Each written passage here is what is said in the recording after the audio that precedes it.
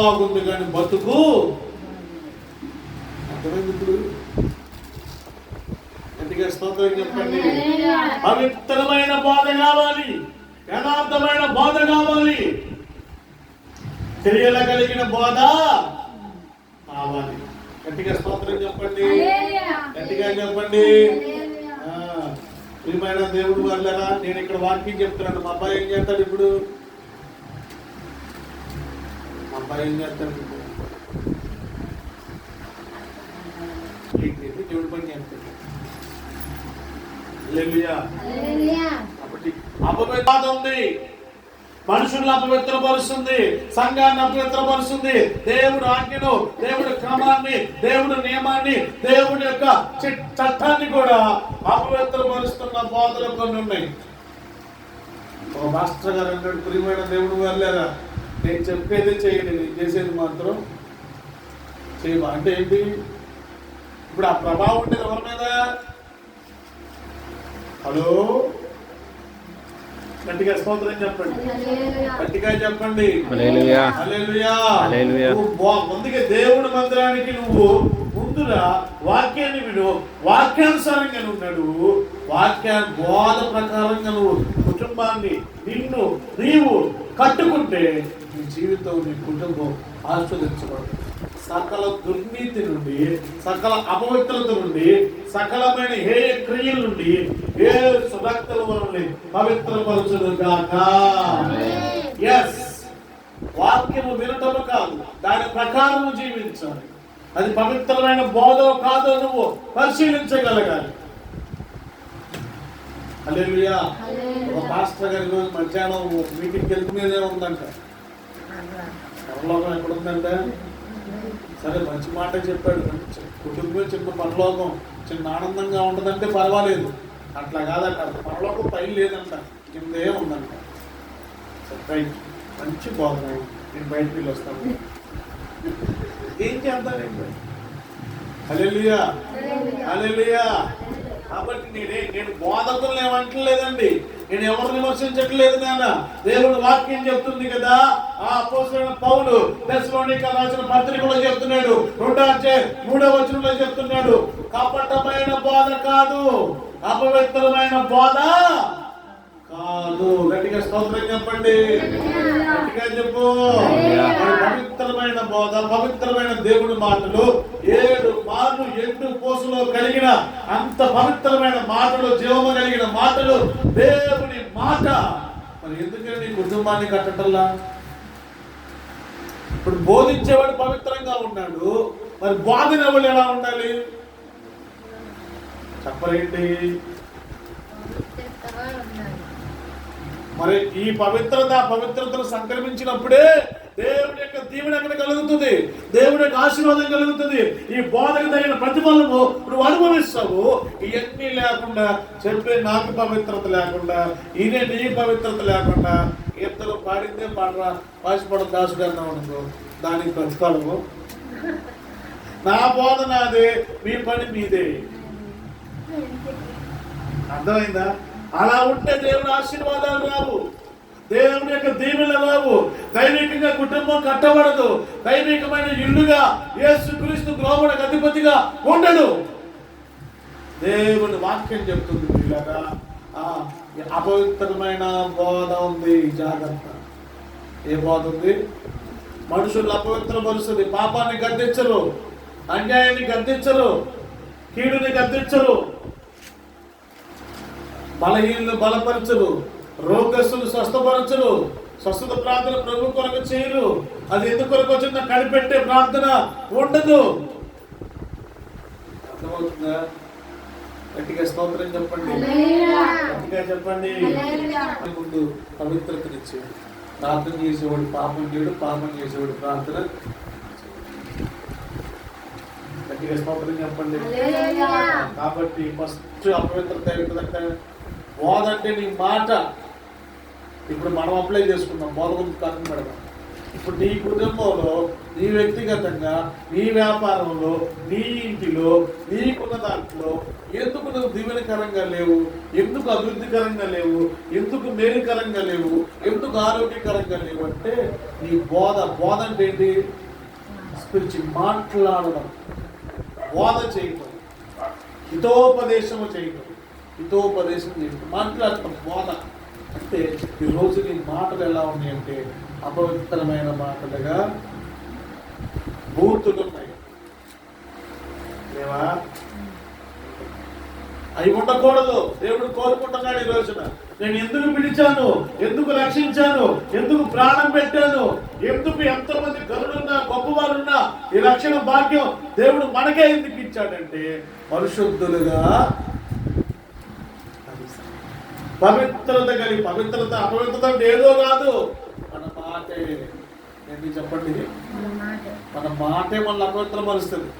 మీకు అద్భుతమైన మార్గం చెప్తాను. తినే దాంట్లో పాపం లేదు, భూములు విసర్జించే దాంట్లో పాపం లేదు. మన పాపం ఎక్కడ ఉంది చెప్పిన? ఒక మనిషి అపవిత్రుడు ఎందుకు అవుతుంది చెప్పిన? మనుషులు పిలిచే మాట లేదు, వాళ్ళని అపవిత్రపరుస్తుంది. ఎందుకు అందుకే నీ మాట, నువ్వు భూమి మీద ఉన్నావు, దేవుడు ఆకాశం అంటున్నాడు, నీ మాట అవునంటే అవును, అంతకు మించి మనము మాట్లాడటానికి వీలు. నీ మాటలను బట్టి అపవిత్రత నీలోకి వస్తుంది. నీ మాటలను బట్టి అపవిత్రత నీ ఇంట్లోకి వస్తుంది. నీ మాటలను బట్టి అపవిత్రత నిన్ను ఆడుతూ ఉంటుంది. అదేదో నువ్వు పాట చేసావు కాదు, అపవిత్రత నీ తెలియకుండా నీకు సంక్రమించేస్తా ఉంది. అందుకనే అపవిత్రమైన పెదవులు కలిగిన వారి మధ్య నేను నివసిస్తున్నానయ్యా, నా పెదవుల్ని కాల్చయ్యా అని అయ్యా ప్రార్థన చేస్తాను. పోకిరి మాటలు, సరసయుక్తులు, సినిమా పాటలు, జోక్స్ ఎన్ని చేసి బూతులు ఇది లేవా? అన్నీ ఉన్నాయి. రక్షణ పొందిన మన దగ్గర కూడా అయ్యి అప్పుడప్పుడు కనబడతాం, అప్పుడప్పుడు వినబడతా. ఆ అపవిత్రత మనకు తెలియకుండా మన దగ్గరే చోటు చేసుకుంటాం.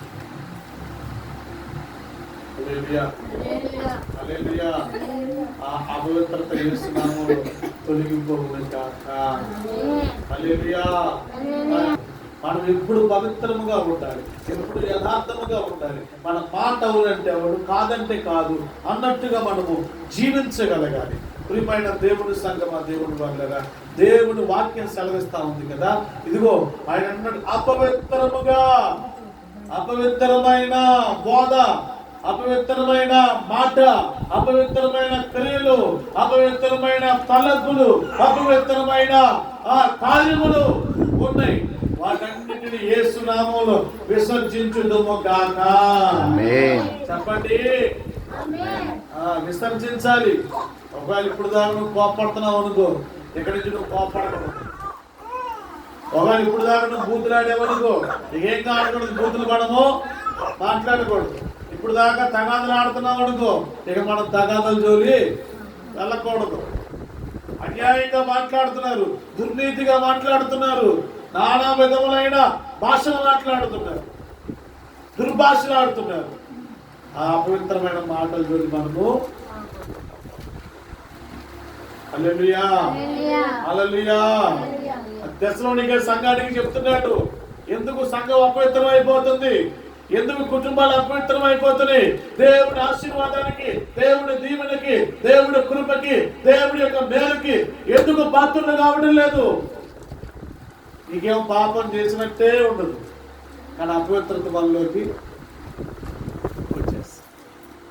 హల్లెలూయా హల్లెలూయా హల్లెలూయా. కాబట్టి ఫస్ట్ ఎలా వస్తుంది మన దగ్గరికి అపవిత్రత? మాట ద్వారా. దేని ద్వారా? నిజం పలుకు, ఉన్నది పలుకు, లేకపోతే పలకనే అన్యాయంగా పలకొద్దు, దుర్నీతిగా పలకొద్దు, అసలు లేనిది అస్సలు పలకొద్దు. మనకు సంబంధించిన విషయం అస్సలు మనం మాట్లాడితే కొంతమంది రెచ్చగొడతారు, కొంతమంది కోపం తెప్పిస్తారు, కొంతమంది అవమానిస్తారు, కొంతమంది నిందిస్తారు. పనులు కాడ, వ్యాపారం కాడ, ఇంట్లో, పిల్లలు, అనేకమైన చోట్ల దగ్గర సాతాను కాల్చుకొని ఉంటాడు. ఎప్పుడు దూషిస్తారా పట్టుకుందాం, ఎప్పుడు మాట జారుతాడా పట్టుకుందాం, ఎప్పుడు నోరు జారుతాడా పట్టుకుందాం.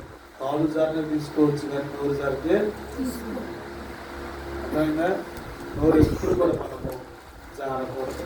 నీ మాటే నీ విలువను నిలిపేది, నీ మాటే నీ సాక్ష్యాన్ని నిలిపేది, నీ మాటే నీ కుటుంబాన్ని, నీ భర్తను, నిన్ను కట్టేది. ఆ మాట ఎలా ఉంటుందో తెలుసా? పవిత్రమైన మాటగా, యథార్థమైన మాటగా, నమ్మకమైన మాట. కొంతమంది ఓరగా పోసుకోలు మాటలు చెప్తూ ఉంటారు, పడాయి మాటలు చెప్తూ ఉంటారు, హెచ్చించుకునే మాటలు చెప్తూ ఉంటారు. కొంతమంది జీవపు నమ్మకం మాటలు చెప్తూ ఉంటారు, కొంతమంది మొక్కస్థుతి చేసే మాటలు చెప్తూ ఉంటారు. అవన్నీ యేసునామములో మనకు దూరం అయిపోయి కాక ఉన్నది మాట్లాడితే మనకి తప్పేది. హల్లెలూయా. ఎందుకమ్మా నువ్వు వరుస్తున్నావంటే మా ఆయన కొట్టాడు, మా ఆయన కొట్టినందుకు కదా కొడుకోవడం చూసింది.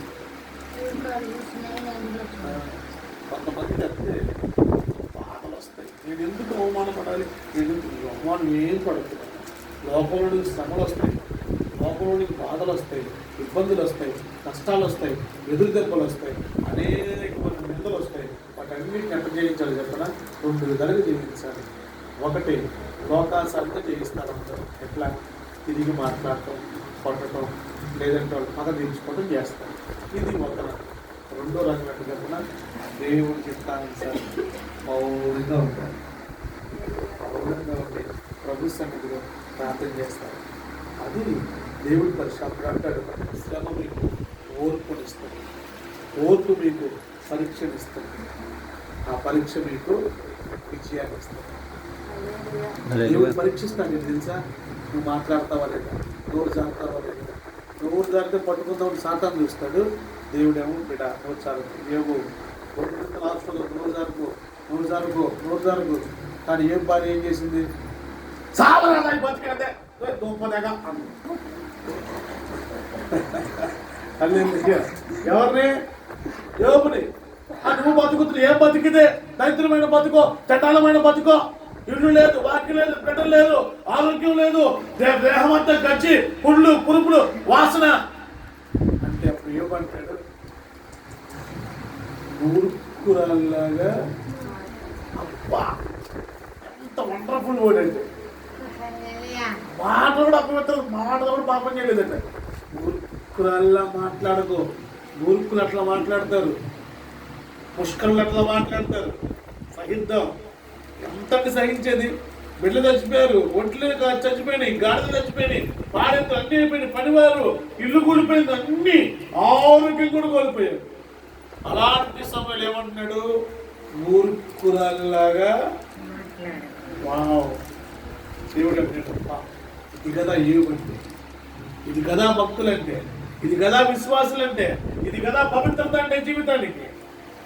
మన కోపంతేనంటే ఇక అట్లా ఎట్లా ఉండదంట. కోపపడండి, పాపం పవిత్రతను కోల్పోకూడదు. పాపం పాపం. హల్లెలూయా, హల్లెలూయా. క్రైస్తవులు, భక్తులు, విశ్వాసులు తెలియక చేస్తున్న పొరపాట్లు, చిన్న చిన్న పొరపాట్లు. హల్లెలూయా. కాబట్టి ఈరోజు మన అంశం ఏంటిందాక అపవిత్రత. ఫస్ట్ అపవిత్రత మనకి ఎలా వస్తుంది? మాట ద్వారా వస్తుంది. గట్టిగా స్తోత్రం చెప్తారా? హల్లెలూయా. అందుకని మన మాట ఎలా ఉండాలి? పెద్దవాళ్ళు అయితే అమ్మాను, మగవాళ్ళు అయితే అయ్యాను, లేకపోతే అన్నాను, చెల్లి, తప్ప ఇంతమందికే ఉండాలి సంభాషణ. కొంతమంది కూడా పలకరింపులు కూడా వేరువేరుగా ఉంటాయి. చుట్టాలైతే పర్వాలేదు, సొంత వాళ్ళు అయితే పర్వాలేదు, కానీ అయిన వాళ్ళని కాని వాళ్ళు కూడా మనం సంబోధించడం కరెక్ట్. హల్లెలూయా, హల్లెలూయా. కాబట్టి మన మాట అపవిత్రము కాదు. నేను చెప్పడం ప్రయత్నిస్తున్న విషయం, నువ్వు ఆశీర్వాదం ఎందుకు కోల్పోతున్నావు చెప్పనా? ఇదే పెదవులతో ప్రార్థన చేస్తున్నావు, ఇదే పెదవులతో పాడుతున్నావు, ఇదే నోటితో ప్రభువుని స్థుతిస్తున్నావు. మళ్ళీ కోపం వచ్చిన, కష్టం వచ్చిన, శ్రమ వచ్చిన, బాధ వచ్చిన ఇదే నోటితో అపవిత్రమైపో. అర్థమైంది ఇప్పుడు? అందుకని ప్రియమైన దేవుని వల్ల ఒకటి మనకు ఒక అపవిత్రత ఎలా వస్తుందంటే మాట ద్వారా వస్తుంది. అసలు లోకం మొత్తంలో పాపం ఎలా వచ్చింది? చిన్న మాట, ఇది నిజమా? ఒక మాట అవ్వ దగ్గరికి వచ్చిన మాట సాతాను ఆ మాట పాపంలో ఈరోజు కుటుంబాలు చిక్కుడు మాట్లాడింది, కుటుంబాలు పోవట్లేదు, కాపురాలు పోవట్లేదు, సంవత్సరాలు పాడైపోవట్లేదు, భార్య భర్తకు దూరం, భర్తకు భార్యకు దూరం, ఎంత నీకు ప్రాబ్లాలు అయిపోతున్నాయి నాన్న. కానీ మాట అందుకున్న మాట నువ్వు మాట్లాడితే కుటుంబాలు కట్టబడాలి. నువ్వు మాట్లాడితే చెరిగిపోయిన వాళ్ళు కూడా తిరిగి నిలబడగలరు. నీ మాట పడిపోయిన వాళ్ళు కూడా ఉద్యోగం పొందుకోవాలి. నువ్వు మాట్లాడినప్పుడు లేమిలో ఉన్న వాళ్ళు కూడా కలిపిలోనికి వచ్చే విధంగా ఉంటాను. హల్లెలూయా. మాట ఆదరించేదిగా ఉండాలి, బలపరిచేదిగా ఉండాలి, వాళ్ళ దుఃఖాన్ని తీర్చేదిగా ఉండాలి. కానీ నీ మాట ఎప్పుడు నిరాశపరిచేదిగా, కోపం పుట్టించేదిగా ఉండకూడదు. నీ మాట ఓర్మిని కలిగించాలి. ఏం కలిగించాలి? ఓర్మిని కలిగించేదిగా ఉండాలి. కానీ ఓర్పుని, సహనాన్ని పోగొట్టే మాటగా. హల్లెలూయా. అందుకే ప్రభు ఒక మాటలో చెప్పేశాడు, విస్తారమైన మాటల్లో చెప్పండి, విస్తారమైన మాటల్లో దోషం ఉండగా మానదు. కాబట్టి విస్తరించి మాట్లాడాలి. గట్టిగా స్తోత్రం చెప్పండి, గట్టిగా చెప్పండి. ఒకటి, మాట ద్వారా మనకు అపవిత్రులు అయిపోతున్నారు. సంఘము, భక్తులు, విశ్వాసులు, ఆత్మీయులు. ఇంకో సంఘం చెప్పిన పరిశుద్ధాత్మ బంధువుని అన్య భాషలో మాట్లాడేవారు కూడా అపవిత్రపరచబడుతున్నారు. ఎందుకని? ఈ మాట ద్వారా. హల్లెలూయా. పాయింట్ నెంబర్ 2, అపవిత్రతలో రెండవ పాయింట్. కొలస్సీ పత్రిక 3:5. కొలస్సీ రాసిన పత్రిక 3:5. కావున కొలస్సీలకు రాసిన పత్రిక 3:5 చదువు. కావున భూమి మీదనున్న మీ అవయవములను అనగా జారత్వమును, అపవిత్రతను, కామాతురతను, దురాశను, విగ్రహారాధన అయిన ధనాపేక్షను చంపివేయుడి. గట్టిగా చెప్పండి. అక్కడ ఉన్నాయి, చాలా ఉన్నాయి, అవన్నీ చెప్పట్లా. మన పాయింట్ అందులో ఒకటి ఉంది. ఏంటిది? అపవిత్రత. అపవిత్రత రావడానికి ఎన్ని కారణాలు ఉన్నాయి అక్కడ? జారత్వము, కామకత్వము, భూలోకము, ఆశ, అపో, ఇక అన్ని ఉన్నాయి. ఇవన్నీ కాదు, మనం ఏం చంపుతాం? ఇంట్లో దోమలు చంపుతాం కదా, మగబిడ్డలో చంపుతాం వాటి. అసలు దోమలు ఎంత మంచిదో తెలుసా? దేవుడు కలుగ చేశాడు. దోమలు లేకపోతే మనకు భూమి మీద పంట లేదు తెలుసా? అలాంటి దోమలు చంపేస్తున్నాం మనం, మగబిడ్డలు. గవర్నమెంట్ కూడా మొదలు కూడా చంపేస్తాం. మీరు అనుకుంటారు ప్రభు అన్ని మంచిగా, దేవుడు భూమి మీద చేసినన్ని మంచిగానే చేశాడు. జలగ మంచిదే, పురుగు మంచిదే, దోమ మంచిదే. కానీ మనం చంపుతున్నాం ఇప్పుడు వాటి. ఎట్ట మంచిదో చెప్పిన, పంట వేసిన తర్వాత పాలకంకి వస్తుంది. పాలకంకి వచ్చినాక పొట్టకంకి వస్తుంది. ఆ పొట్టకంకి మీద దోమ వారి తింటేనే ఆ పొట్ట పగి ఒడ్డు గింజ లోపల ఏర్పడి, అదే కనుక దోమ లేదు ఆ ఒడ్డు గింజ తాళి గింజ అయిపోయి. అర్థమైంది ఇప్పుడు మీకు? దోమలు కూడా మంచివే కదా, మంచిది. కానీ అవి ఏం చేస్తాయి? వాటి సంతానాన్ని పెంచుకోవడానికి ఆడదోమలు వచ్చి మనుషుల దగ్గర రక్తాన్ని తీసుకొని వెళ్తాయి. వాటిని గుడ్లు పెట్టుకొని పొదుపుకోవడానికి. వాటికి రక్తం అవసరం కాబట్టి ఇళ్ళ మీద పడతాయి. దానికి మనం ఏం చేస్తున్నాం? చనిపోతాం. ఇప్పుడు అవి మంచిగా మనం మంచి చూడడం. అవి లేకపోతే మనకు భోజనం కూడా లేదు. కేసునామం గట్టిగా స్తోత్రం చెప్పండి. దేవుడు కృప కలిగినాడు కాబట్టి వాటిని ఇంకా అట్లా ఉంచాడు. ఇంకా అందుకే ఇక్కడ చెప్తున్నాడు, మీరు చంపాల్సినవి కొన్ని ఉన్నాయి. కోడిని చంపుతారు, మేకను చంపుతారు, కొన్ని తినే వస్తువులన్నింటిని చంపి తింటారు. కానీ దేవుని వాక్యం అంటుంది చంపాల్సింది కాదు, మీకు అపవిత్రత కలగజేసే కొన్ని ఉన్నాయి. అవి మీరు చచ్చినట్లుగానే ఉంటున్నాయి, కానీ మీలో మళ్ళీ చిగురిస్తున్నాయి. మళ్ళీ మీలో ఈ క్రియ దాలుస్తున్నాయి. అవి మళ్ళా మీ భక్తిని, మీ ప్రార్థనని, మీ విశ్వాసాన్ని, మీ భక్తిని, మీ నమ్మకాన్ని, మీ మార్గాన్ని మరలా కొలుపుతున్నాయి. వాటిని చంపివేయండి. అది నీలో బ్రతికుంటానికి వీలే. హల్లెలూయా. అపవిత్రత అనేది నీ హృదయంలో, నీ మాటలో కనుక అది బ్రతికుందనుకో, అది భక్తాలని నిలబడి చేస్తూనే ఉంటది. జాగ్రత్తవానికి తీసుకెళ్తుంది, కామకత్వానికి తీసుకెళ్తుంది, విగ్రహారాధనకి తీసుకెళ్తుంది. ఇక అన్ని విషయాలు భూమి మీద మీ అవయవాల్ని పాలు చేస్తా ఉంటుంది. హల్లెలూయా, హల్లెలూయా. అందుకే అంటాడు ఆత్మ ఫలాలు ఏమనగా శరీర కార్యాలు స్పష్టమై ఉన్నవి, ఒకదానికి ఒకటి విరోధముగా. అందుకే ఆత్మ చేత మీరు శరీరాన్ని ఏం చేయాలట? చంపాలి. ఆత్మ సిద్ధమే కానీ శరీరము అదే అంటాడు. అపవిత్రతను ఏం చేయాలట? చంపాలి. అది చంపకపోతే ఏం చేస్తుంది? మనల్ని అపవిత్రపరుస్తుంది. లోకాశలు, లోకాల్లోనికి, అనేకమైన జాగ్రత్తలోనికి మనల్ని లాక్కెళ్ళిపోతా ఉంటది. దేవునికి దూరం చేస్తా ఉంటది. ప్రార్థనకు దూరం, భక్తికి దూరం, క్రమానికి దూరం, సంఘానికి దూరం, మందిరానికి దూరం, అన్నిటికి దూరం అయిపోతావు.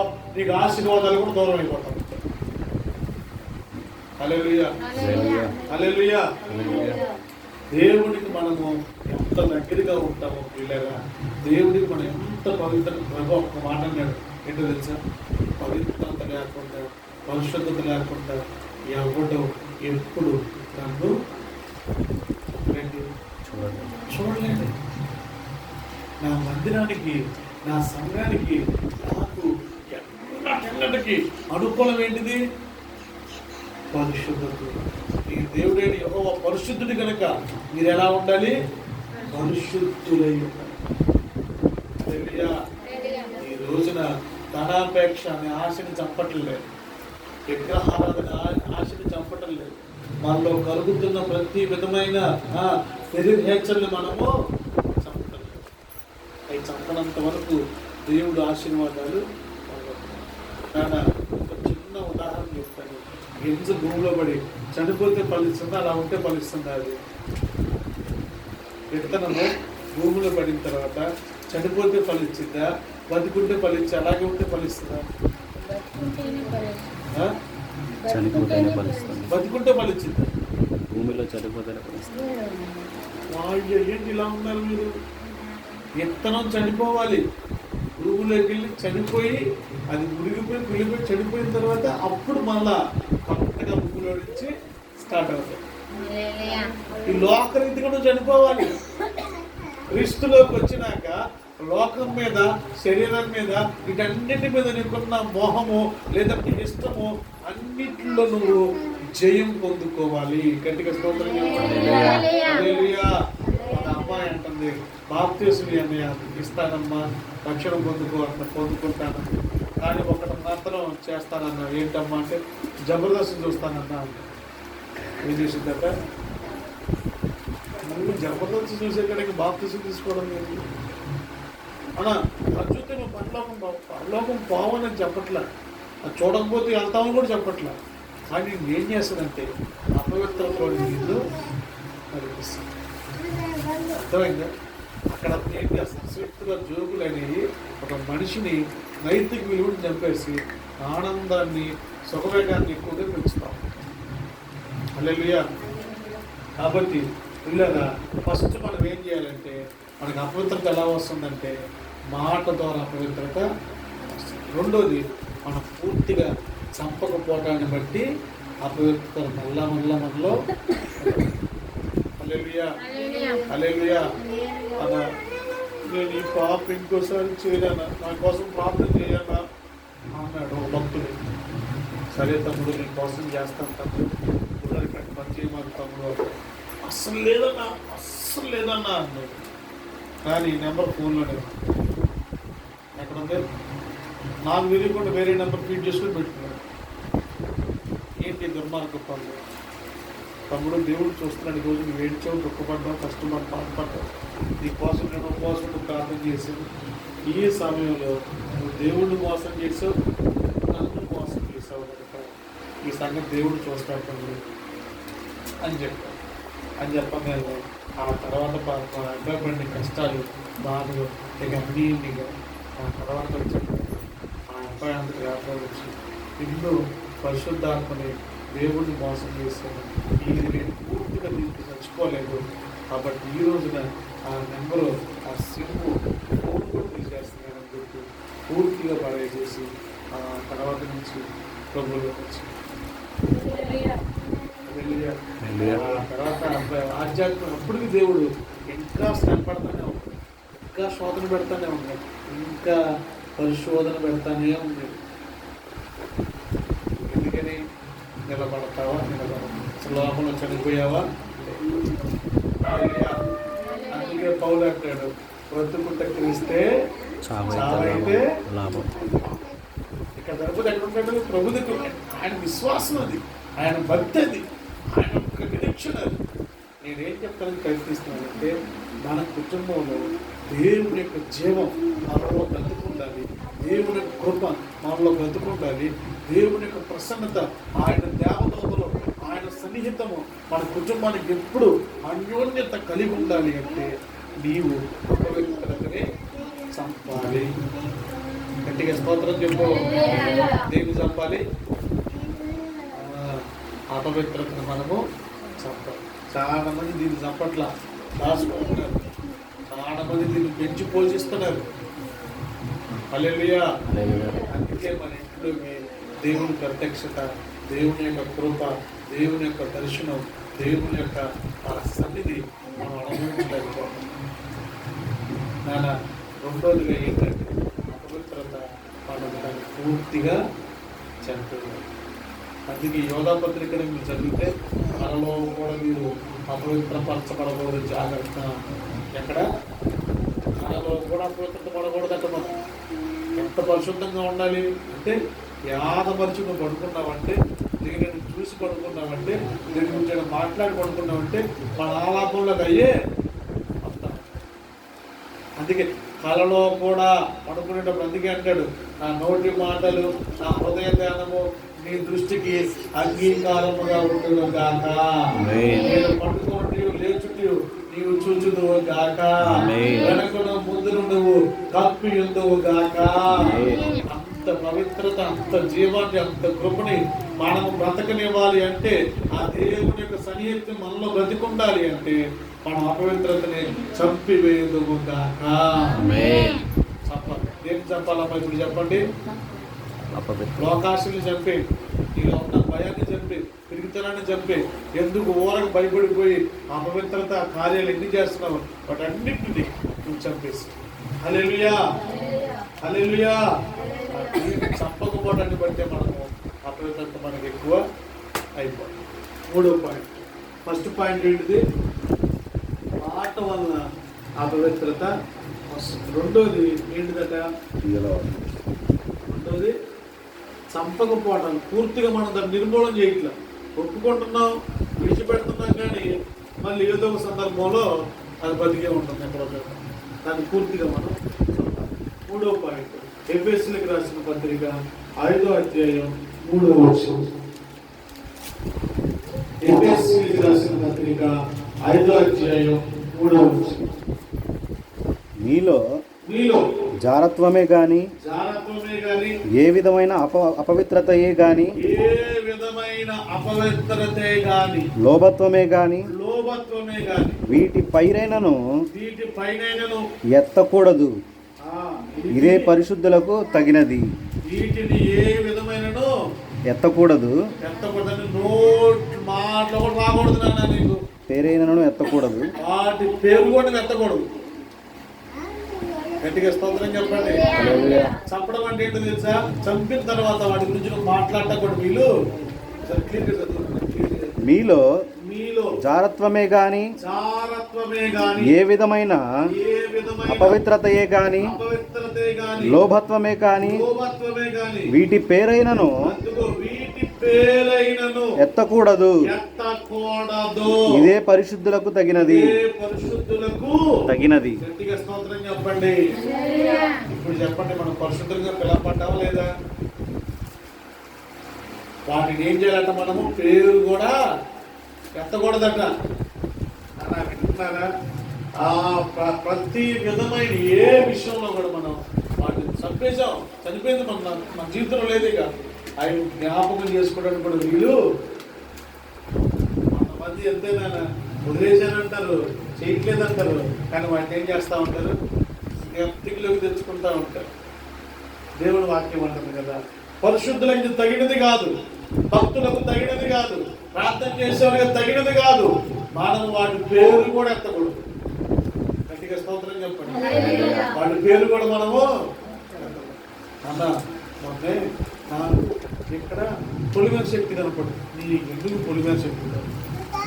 వాటి పేర్లు పరిశుద్ధులకు తగ్గింది అపవిత్రత వస్తుంది. నీకు అపవిత్ర ఆత్మలు అంటే ఏంది మరి? అల్లరాత్మలు అంటే ఏంది మరి? ఎత్తకూడదు అసలు. వాడు యేసు రక్తంలో కడగబడిన తర్వాత, పరిశుద్ధపరచబడిన తర్వాత, పరిశుద్ధాత్మతో నింపబడిన తర్వాత, ఇదిగో అపవిత్రమైనది ఏది, ఏ పేరు కూడా నువ్వు ఎత్తకుండా ఉందువుగాక. ఎత్తంది అసలు. దయాల పేర్లు, చీకటి పేర్లు మనకి ఎందుకు? మనం దానివల్ల మనకి ఏమొస్తుంది? చెప్పండి, అపవిత్రత వస్తుంది. అపవిత్రత వచ్చేసింది అనుకో, దానివల్ల నీ కుటుంబం, నీ భర్త, నీ పిల్లలు, నీ వ్యాపారం, నీ సంపాదన, నీ ఆరోగ్యం, నీ సమాధానం, నీకున్న సమృద్ధి, నీకున్న ఆహారము, నీకున్న వస్తువులు, వనరులు ఇవన్నీ కూడా దూరం అవటం ప్రారంభిస్తూ ఉంటారు. ఎందుకని? పద్దాలు వాటి పేరుతున్నాం. వాటితో మనకేం పని? ఏసన్న గారు వాక్యం చెప్పి నలుగురు సేవకుడు కలిసి నడుచుకున్నాడు. బస్సులు లేవుగా బాబు, నైట్ పూట ఈటింగ్ చెప్పి నడుచుకుంటే అక్కడ బడిలేము. రైల్వే ట్రాక్ దాటాలి. రైల్వే ఆ నలుగురిలో పాస్టర్ గారు ఏం చేస్తున్నాడు? అంతా అక్కడ వెనక్కి తిరుగుతున్నాడు. ఏసన్న గారు అన్న దాసన్న మనకి ఎందుకు లేదు అన్న అంటాడు. వాడు వచ్చాడు, సిగ్గులేడు, మళ్ళీ మళ్ళీ కొద్ది రోజులు వెనక్కి అంటాడు. మళ్ళీ అక్కడ ఈయన వెళ్తున్న పని ఏంటి? వాకింగ్ చెప్పాడు, ఓటర్ అయిపోయి ఇంటికి వెళ్తున్నాడు, నడుచుకుంటూ వెళ్తున్నాడు. రైల్వే ట్రాక్ దాటాలి. మార్గం మధ్య మొత్తంలో ఒకటికి పొద్దున 3 సార్లు వెనక్కి తిరగటం, దాని పేరు ఎత్తడం, దాన్ని తిరగటం, సాతాన్ అంటాం, నల్లోడు అంటాం, సిగ్గులు అంటాం, ఎంత పడుతున్నాం ఎందుకు అంటాం. సాతాను వెంబడించకేం మారడం, వాడు శోధించకేం మారడం, కానీ వాటి పేరు మనము అర్థమైంది. ఇప్పుడు మీకు ఏమన్నా ఈ పాస్టర్ గారు పత్తాకలు ఎత్తుతారంట పేరు. ఒకసారి మధ్యలో రైలు కట్ట దాటాల్సిన పరిస్థితి వచ్చిందంట. రాగానే రైలు కట్ట ఉంది కదా, చీకటి, లైట్లు లేవు, అమావాస్య చీకటిగా ఉంది. రైలు కట్ట దగ్గర బావులు నడుచుకుంటూ వెళ్ళిపోతున్నాం అనుకోని చెప్పి నడుచుకుంటూ వెనక్కి తిరిగి తిట్టుకుంటూ సాతం తిరిగితే అంటారు. ఎమ్మంటే రైలు కట్ట దగ్గర పట్ట తగిలి బాగా పడ్డాడు. మూతి అంతా పగిలి పళ్ళెట్టు పట్టం కాదు. ఏసన్న గారు వచ్చి కూర్చొని లేకుండా నీ ఎందుకని నీ పని ఏంటి? వాకింగ్ చెప్తే వెళ్తాం, వెళ్ళకుండా అర్థాన్ని వెనక్కి తిరిగి చెప్తాం. సాధారణంగా ఎట్లా వాడు వస్తాడు, నీ పని మీద వెళ్ళిపో. వాడు వచ్చిన చెప్పి వచ్చి పని వెళ్ళిపోతాడు. అందుకే పరిశుద్ధులకు ఇది తగినది ఏంటిది? అపవిత్రమైన ప్రతిదీ నీ నోట్లోకి రాకూడదు. నువ్వు చనిపో, ప్రతిదాన్ని నువ్వు చంపే ఒకళ్ళు నీళ్ళు ఉంటే దాన్ని చంపేసేవి. నీ నోట్లోకి కూడా దాన్ని ఇంకా రానివ్వ, నీ మాటలో రానివ్వ. నీ భర్త ద్వారా వచ్చిన, నీ కుటుంబంలోనికి వచ్చిన, కోడి ద్వారా వచ్చిన, ముక్క ద్వారా వచ్చిన మొత్తం వివేచనతో కనిపెట్టుదు గాక. కనిపెట్టాలి. నువ్వు ఇంట్లోకి వెళ్తావు, మీ ఆయన ఎక్కడో తిరిగి వస్తాడు, తాగి వస్తాడు, కాళ్ళు కడుక్కోకుండా లోపలికి వచ్చి ఒక చేతి అప్పుడు ఎడుతాడు, ఇంకో చేతి పెట్టి ఎడుతాడు, ఇంట్లోకి వచ్చాడు. అప్పుడు ఏంటి పరిస్థితి? అపవిత్రత ఎవరి దగ్గర నుంచి అవుతుంది? ఇప్పుడు అప్పుడు ఏం చేయాలి మరి? నువ్వు ఎట్ట చేయాలి? నూనె ఎత్తకూడదు. మరి అపవిత్రాన్ని ఎత్తకూడదు. ఎట్ట చేయాలి మరి? అందుకే పరిశుద్ధ ఆత్మను పొందుకొని, వివేచన ఆత్మను పొందుకొని, గ్రహింపు ఆత్మను పొందుకొని, దైవ ప్రత్యక్షత పొందుకొని, ఇంటి అందుకే అంటాడు, గుమ్మములోనే తమ విరోధులతో వాదించాలి. నీ ఆత్మ పోరాడుతూ ఉండదు, నీ ఆత్మ ప్రార్థన చేస్తా ఉండదు. హల్లెలూయా. అందుకే ఎప్పుడు చెప్తా ఉండదు, పండుకొని నిద్ర పోవద్దు, అపవిత్రత చేస్తారు. పండుకొని నిద్రపోతుంది ఇదేంటి మాస్టర్ గారు అంటే, పండుకొని నిద్రపోతుంది అర్థమేంటో తెలుసా? నిద్ర వస్తేనే పడుకో, నిద్ర రాకపోతే మాత్రం నిద్ర కోసం పండుకుని దొల్లబాగా మంచం మీద. నిద్ర వస్తేనే భక్తులు పడుకోవాలి. నిద్ర రాకపోతే ఏం చేయాలి? ప్రార్థన చేయాలి, వాక్యం చదవాలి, బుక్స్ చదవాలి. నా ఇంట్లో కూడా పెద్ద ట్రాక్ ఉంటాయి పుస్తకాలు చదువుతాను, మరి చదువు ఇదే పని. నిద్ర రాకపోతే ఇంకంతే. ఫోన్ పెట్టుకొని కూర్చున్నాం, ఫోన్ మొహానికి వెళ్తాం. ఫోన్ మామూలుగా నిద్ర రాదు, బైబిల్ పడుకుంటే వాళ్ళెందరూ వచ్చేస్తే ఏంటిది? గట్టిగా స్తోత్రం చెప్పండి. హల్లెలూయా. 27 పేర్లు ఉన్నాయి. యెహోవా మెకనెస్, యెహోవా నిసి, అడోనాయ్, ఎల్రోయి, ఇట్లా యెహోవా రాఫా, యెహోవా షర్మ. అయ్యెత్తాలు, అర్థమైందా? అయ్యెత్తాలి. ఈ ఇంట్లో ఆ స్తోత్రములు వినిపించాలి, ఆ సంగీత సునాదం వినిపించాలి, ఆ రక్షణ సునాదం వినిపించాలి. అంతేగాని అపవిత్రమైన ఏది నోట్లో నువ్వు పేరు కూడా ఎత్తడానికి వీలు. అది కుటుంబానికి మంచిది కాదు, ఈ ఇంటికి మంచిది కాదు. అది నీ పునాదుల్ని కూడా నుంచి పాడు చేసుకుంటూ వస్తుంది. హల్లెలూయా, హల్లెలూయా. ఒకటి ఎలా వస్తుంది మనకి అపవిత్రత అంటే మాట ద్వారా. రెండోది పూర్తిగా చంపకపోవటాన్ని బట్టి అపవిత్రత మరలా వస్తుంది. మూడోది కొత్తగా మనం ఏదో ఒక పేరు పెట్టుకుంటాం. ఆయన అంటాడు, వచ్చాడు, నువ్వు ఎత్తమాక, పేరు ఎత్తమాక, ఏడ తిరిగి వచ్చావు ఏంటో మొత్తం తీసుకొచ్చావు పిల్లలు. అసలు అవి వచ్చిన వాళ్ళకి ముందు ఎవరు ఎత్తారు? అర్థమైందా? వాటిని పేరైన పరిశుద్ధులకు తగదు. వచ్చిందనుకో గ్రహించుకున్నా, నాకు అర్థమవుతుంది ఏదో కొంచెం అపవిత్రతో చీకటి ప్రభావం ఉంది. ఇప్పటి ప్రాంతంలో ఉంటూ ఏసు రక్తం తీసుకుని లేదా సేవకుడు పోయి ప్రాంతంలో ఉంటూ చేయాలి. వెళ్ళిపోతే ఇంకా మధ్యలో ఏడు చుట్టూ కుటుంబం చుట్టూ కంచి వేసినట్లుగా దేవుడు మన కుటుంబానికి కంచె వేయడం కాక. ఈ అపవిత్రాత్మలు ఊరకు తిరుగుతూ ఉంటాయి, ఊరకు తిరుగుతూ ఉంటాయి. గట్టిగా స్తోత్రం చెప్పండి, గట్టిగా చెప్పండి. హల్లెలూయా. ఫస్ట్ ఎలా వస్తుంది? మాట ద్వారా అపవిత్రం. రెండోది ఏంటిది? పూర్తిగా చంపకపోవడాన్ని బట్టి అపవిత్రం. మూడోది ఏంటిది? పేరు ఎత్తడాన్ని బట్టి అపవిత్రం. 4వ పాయింట్ చెప్పి నేను ముగించేస్తాను. ఎఫెసీయులకు రాసిన పత్రిక 5వ అధ్యాయం 5వ వచనం ముగించేశాను. చివరి మాట కొంచెం పాయింట్ ఏంటిది? అపవిత్రత.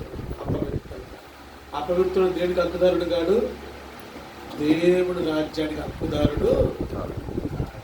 గట్టిగా స్తోత్రం చెప్పండి. ఈ అపవిత్రత అంటే నువ్వు చిన్నదనుకుంటున్నారా? నేను అపవిత్రత అంటే ఏం లేదు అనుకుంటున్నావు. ఈ అపవిత్రత ఏం చేస్తుంది చెప్పనా?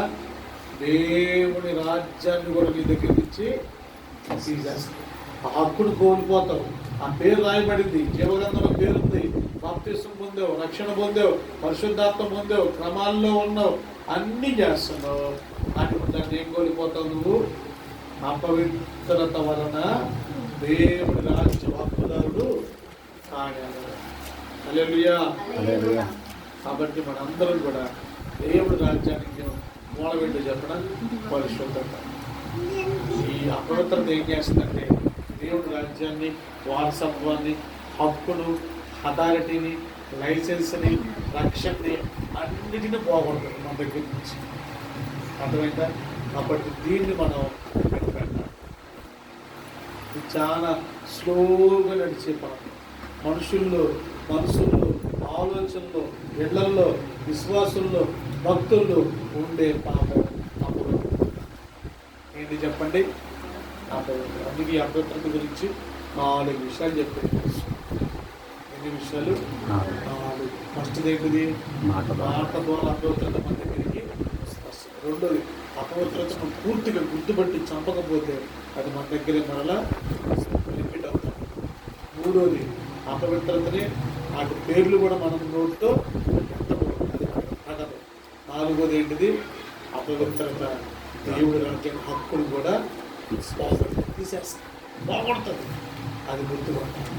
పరలోక రాజ్యం ఎందుకు పోగొట్టుకుంటారు? అందరూ అపవిత్రులై హల్లెలూయా. హల్లెలూయా. అపవిత్రతకు మనం దూరంగా ఉండాలి, దాన్ని చంపాలి, దాన్ని ఎత్తకుండాలి. మనము చక్కగా దాన్ని గుర్తుపట్టి దాన్ని జయించుకునే ఇప్పుడు దేవుడు మనల్ని ఎందుకు పిలిచాడు? పరిశుద్ధులుగా ఉండటానికి పిలిచాడు. ఆ పిలుపు దానికి మనందరూ పరిశుద్ధ కలిగి ముందుకు కాక. ఆమేన్. అందరూ ప్రార్థన చేసుకుందాం.